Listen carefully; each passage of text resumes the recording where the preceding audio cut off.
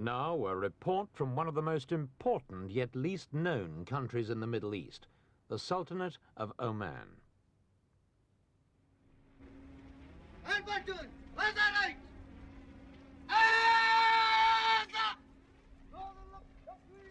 These troops have just returned from the wild and mountainous province of Dhofar in the southwest of the country.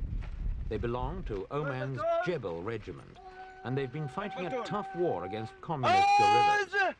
It's a conflict that's been going on for 8 years now, but it's only in the last 12 months or so that Oman's ruler, Sultan Qaboos, has made a serious attempt to drive the guerrillas out.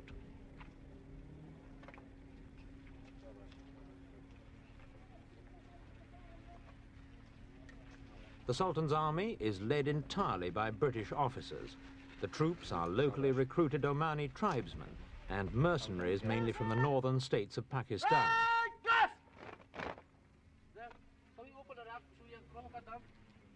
Oman is a large country, 82,000 square miles, and most of it is desert. But in Oman, as in many other Persian Gulf states, it's not what's above the ground that matters, but what's beneath it. Oil. It's an asset that'll be worth hundreds of millions of pounds to Oman in the future. At present, it brings in £40 million a year, virtually the nation's entire income.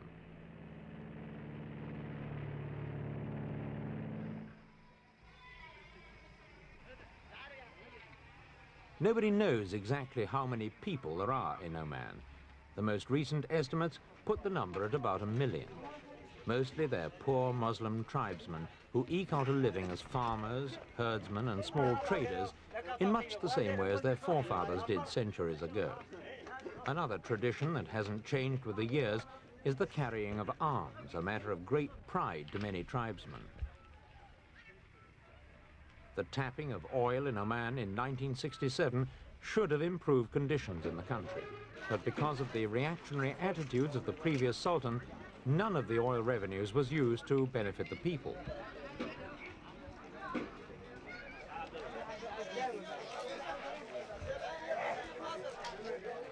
Oman joined the 20th century only 2 years ago, when the present sultan, the liberally minded Qaboos bin Said, seized power from his father in a bloodless coup d'etat. The old sultan, an austere Muslim, had lived the life of a recluse for 40 years, surrounded by slaves and all the ancient and outmoded ritual of tribal rule.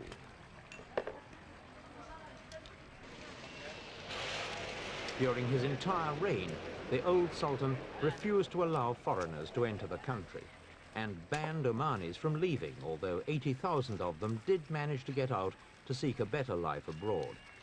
The country had no political parties, no civil service, no broadcasting or press, no hotels and no public transport or street lighting.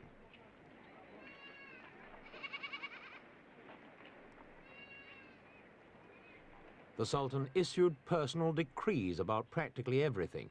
He forbade smoking in public, and even applications for bicycle licenses had to be personally signed by himself. He was against the use of bricks in building, commanding instead that all houses should be constructed of mud and wattle. It was not surprising, therefore, that thousands of Omanis fled the country and others took to the hills of Dhofar to become guerrilla fighters. The Dhofar rebels are mainly Marxists, operating out of bases in South Yemen, whose own revolutionary government has given them considerable support. In 1964, when the rebellion began, their aim was simply the overthrow of a medieval tyranny in Oman. Since then, the movement's been taken over by the communist-led Popular Front for the Liberation of the Occupied Arabian Gulf, which has the wider goal of sweeping away all the sheikdoms of the Persian Gulf. Until a year ago, these guerrillas controlled 80% of Dhofar province and looked capable of setting up their own state. They established their own schools in which the philosophy of revolution was combined with more ordinary subjects. 1, 2, 3, 4, 5, 6, 7, 8, 9, 10. But in the last year, the rebels have found the going much tougher. largely because of the Sultan's massive program of social reform, which has resulted in large-scale defections from the rebel ranks. Almost overnight, their numbers dropped from 2,000 to 800, but the hardcore elected to keep on fighting. Most of the rebels' arms come in by camel train from South Yemen. They're mainly Chinese in origin and include sophisticated weapons like this recoilless rifle.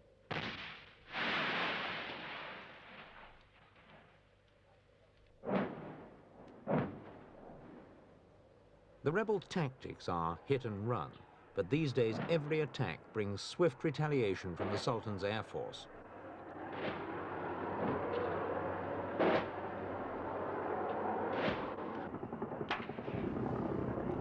The problem with fighting a war in a country like Oman is communications. One of the reasons why the Sultan has been able to gain the upper hand during the past year is that he's been able to use helicopters to transport both men and supplies to the front line.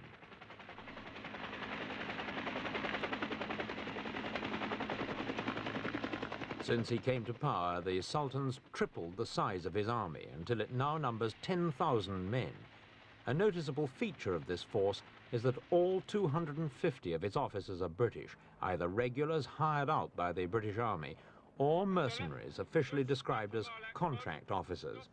In theory, the British are supposed to be there purely to train the army. In practice, they've been in the thick of the fighting and have suffered a number of casualties. 39, my Tango is at grid 205498. I have been coming under mortar fire from approximately 3,000 meters due north of my Tango in a wadi. Will you go and have a look and see if you can see any movement there? Over.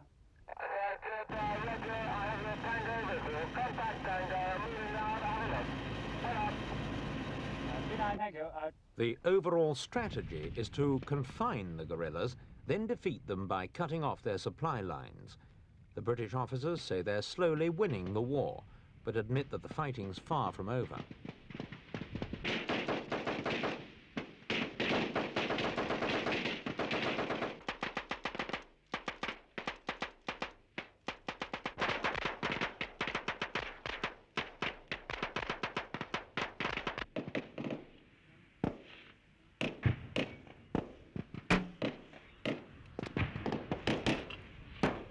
The key to the Sultan's success is his air force, which operates from the British base at Salalah.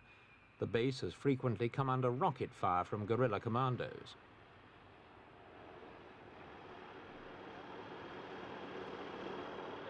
RAF Salalah is ringed by a complex network of artillery and radar emplacements, which have so far prevented the guerrillas from reaching the plains.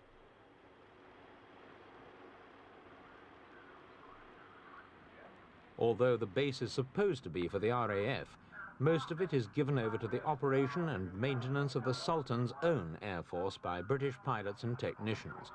The force consists of Strike Master jet fighters, helicopters, and an invaluable fleet of Sky Van transporters.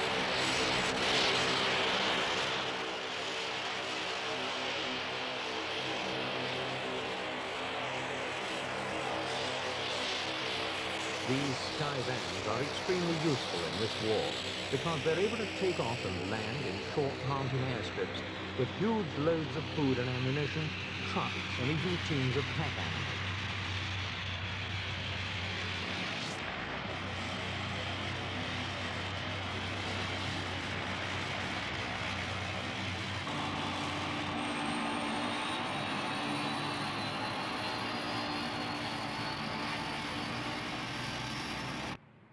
The man the Dhofar rebels want to overthrow is 31-year-old Sultan Qaboos bin Said, English educated and graduate of the British Military College at Sandhurst.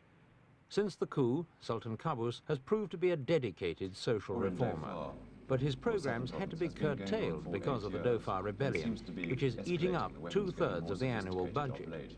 How did he plan to defeat the guerrillas? Well, the short answer to that really, to make it impossible for them to continue. But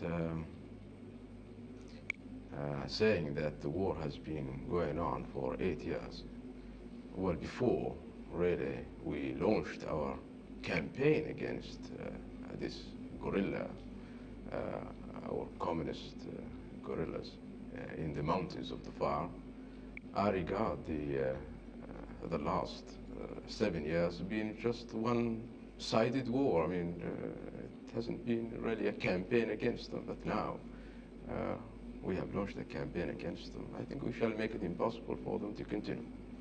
Thank you very much. As your development plans are going ahead remarkably fast, you must need an awful lot of technicians, skilled technicians. Yes. And I gather there are 80,000 Omanis still working in other countries, in other parts of the Gulf. Are you hoping to wean these back to the Oman, or are they potentially explosive material, having been opened to revolutionary influences? While we shall not welcome anybody who would like to come with the intention to make trouble here, we certainly have our doors open for all Omanis who work outside the country to come back and work in their countries whenever they feel there are opportunities for them to do so. And I do hope most of them will come back, as quite a number of them have come back to this country. Yes. So when you were in... If the exiled Omanis do decide to return, and 3,000 of them already have, they'll find no shortage of opportunity. Oman is now bristling with development projects. One example is here at Sur, which is scheduled to become the center of a major fishing industry. The planners believe the waters around Oman are so rich that fishing could become as important as oil.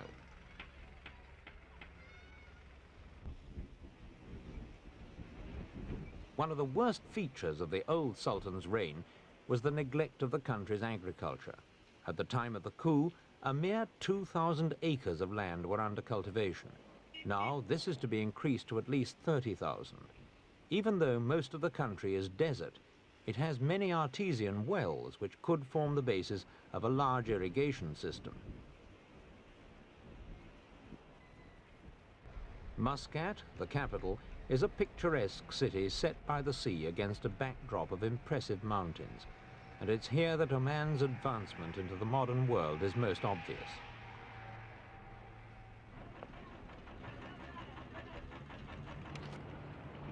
The days of mud and wattle are gone forever, and a large building program has already provided essentials like schools and hospitals, telephone exchanges and an airport, as well as hundreds of houses and flats.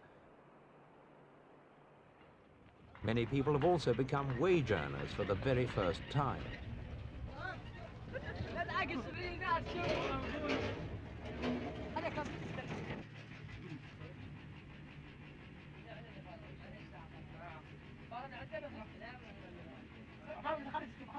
The risk for Muscat is that it may be the victim of a planning muddle. Oman has no laws concerning building and not enough civil servants to cope with the necessary planning.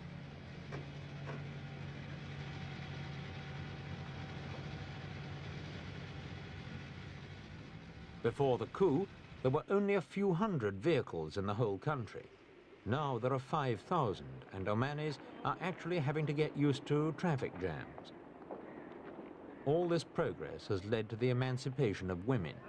2 years ago, these women would never have dared to uncover their faces in public.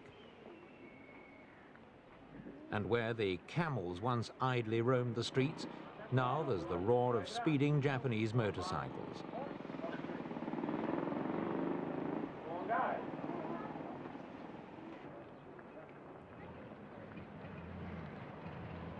Sultan Qaboos has already achieved a lot in a relatively short time. But his problems are not yet over. With education now available on a much wider scale, Oman will now start to change more rapidly than ever. The new generation of Omanis now growing up will have far greater expectations than their fathers, and it will be the task of Sultan Qaboos to see that they're not disappointed.